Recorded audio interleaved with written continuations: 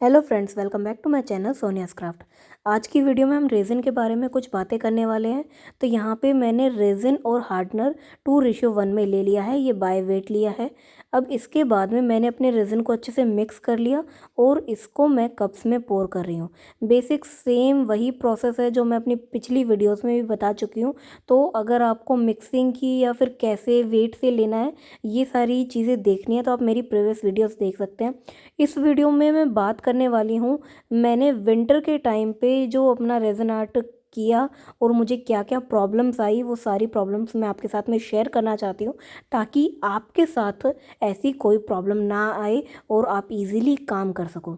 सबसे पहले तो मैंने अपने टेबल को बाहर रख लिया था। अच्छी धूप खिली हुई थी तो मुझे पता था कि जो रेज़न है वो बिल्कुल ठंडी में काम नहीं करेगा, तो मैंने बाहर रख लिया और वो मेरा डिसीजन बिल्कुल सही था।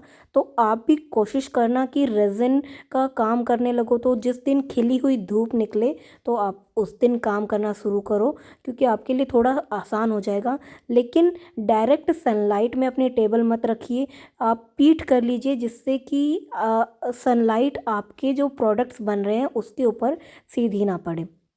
तो ये चीज़ मैंने की थी। इसके अलावा मेरा जो रेज़िन था वो बहुत ज़्यादा गाढ़ा हो गया था, तो इसके लिए आप कोशिश कर सकते हो कि रेज़िन को पहले गर्म पानी के अंदर रख दो थोड़ी देर के लिए, और उससे वो थिक हो जाए, मतलब उसकी जो कंसिस्टेंसी है वो सही हो जाएगी, बिल्कुल लिक्विडी हो जाएगा, तो आप उसके बाद में काम कर सकते हो।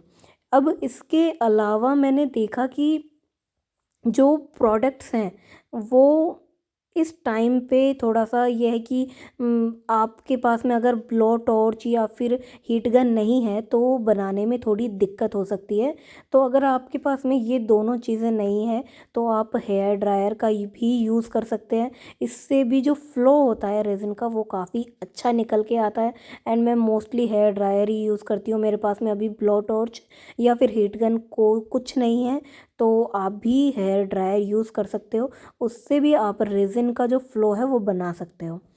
अब ये सारी चीज़ें तो मैंने कर ली थी और मैंने अपने जितने भी जो अपने आइटम बनाए थे वो सारे बना के रख दिए थे।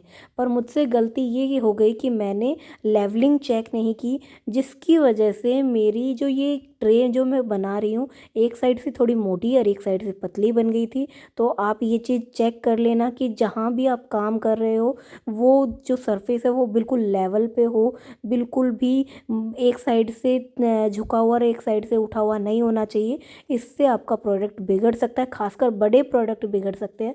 छोटे तो फिर भी ठीक हो जाते हैं लेकिन बड़े बिगड़ जाते हैं। तो आप इस चीज़ का ध्यान रखिए।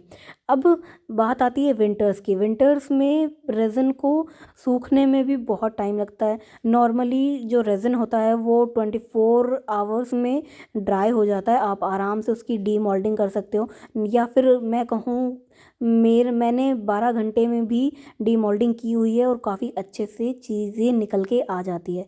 लेकिन जब मैंने ये सारे प्रोडक्ट्स बना दिए और 24 घंटे के बाद में चेक किया तो वो बिल्कुल सूखा नहीं था, बिल्कुल चिपचिपा सा और काफ़ी ज़्यादा स्टिकी था। तो मैं काफ़ी घबरा गई कि यार इतना रेज़िन लग गया है और शायद ये तो मैंने अच्छे से प्रॉपर्ली मिक्स नहीं किया, या फिर पता नहीं क्या हुआ जो ये अभी तक सूखा ही नहीं है। मुझे बहुत टेंशन हो गई। इस चक्कर में मैंने कोशिश की कि मैं इसको जो मेरा प्रोडक्ट है उसको क्या पता डीमोल्डिंग करके देखूं, और मैंने अपने एक दो प्रोडक्ट्स में गलती कर दी, उनको ख़राब कर दिया। तो आप ये गलती मत कीजिए। अच्छे से रेज़िन को सूखने का टाइम दीजिए। सर्दियों में उन्हें ड्राई होने में टाइम लगता है। नॉर्मली 24 घंटे में ड्राई होते हैं, लेकिन 2 दिन भी लग सकते हैं, या फिर मैं कहूँ 3 दिन भी लग सकते हैं। अच्छे से पूरा टाइम देखो दोगे तो वो आपकी चीज़ें सूख जाएंगी। आप वीडियो में भी देख सकते हो, मेरे बहुत सारे प्रोडक्ट्स में मेरे फिंगर इम्प्रेशंस आ गए हैं, उनमें डेंट पड़ गया है। ये मैंने कोस्टर बनाया था तो इसके बीच में भी देखो मेरे फिंगर इम्प्रेशन है। मैं बार बार चेक कर रही थी कि बना है या नहीं बना, इस चक्कर में ये हो मतलब इसमें डेंट पड़ गए थे। तो आप ऐसी गलती मत करना, अच्छे से रेज़िन को ड्राई होने देना। और इसके बाद में मैंने ये काफ़ी अल्फ़ाबेट के ये बनाए थे, और मैं यहाँ पे दिखा रही हूँ जो फ्लावर अगर हम किसी रेज़न में डालते हैं तो उसमें बबल आ जाता है। तो ये चीज़ भी हमें ध्यान रखनी है कि हम कोशिश करें बबल्स को रिमूव करने की। जैसे आप क्या करते हो कि फ्लावर डाल देते हो और उसके बाद में रेज़िन डाल देते हैं, एक दो बबल्स आते हैं उनको हम निकाल देते हैं, लेकिन बाद में ध्यान नहीं देते और बाद में बबल आ जाता है। तो आप कोशिश करो कि बाद में एक दो बार चेक कर लो कि कोई बबल तो नहीं आया है। इससे आपका जो प्रोडक्ट है वो काफ़ी अच्छे से निकल के आ जाएगा और उसमें बिल्कुल भी बबल्स नहीं आएंगे। और ये जो एन लेटर है ये मेरा वन ऑफ द फेवरेट बन के आया है। कितना प्यारा लेटर है, आप देख सकते हो।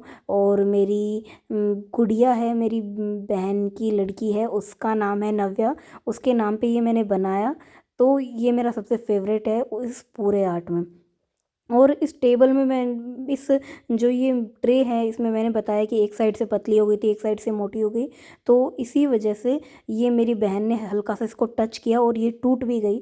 तो इसीलिए मैं कह रही हूँ कि लेवलिंग बहुत ज़्यादा ज़रूरी है। अगर आप लेवल नहीं करोगे चीज़ को तो आपके साथ भी ये सारी प्रॉब्लम्स हो सकती है। मैं बिगनर हूँ भाई, मैं नहीं कहती कि मुझे बहुत अच्छे से बहुत सब कुछ आता है, ऐसा कुछ नहीं है। मैं भी सीख ही रही हूँ, आप लोगों के साथ सीख रही हूँ। तो जो गलतियाँ मैं कर रही हूँ वो आप ना करो, इसलिए मैं आपको बता रही हूँ।